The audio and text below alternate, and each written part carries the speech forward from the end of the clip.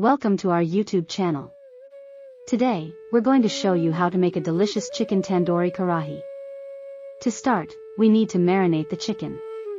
In a bowl, combine yogurt, ginger garlic paste, red chili powder, turmeric powder, garam masala, and salt. Add the chicken pieces to the marinade and mix well, ensuring each piece is coated evenly. Let it marinate for at least 2 hours or overnight for maximum flavor.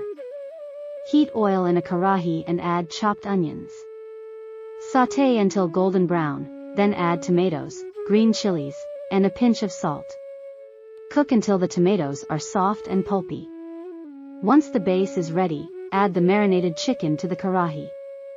Mix well and let it cook on medium heat until the chicken is tender and cooked through.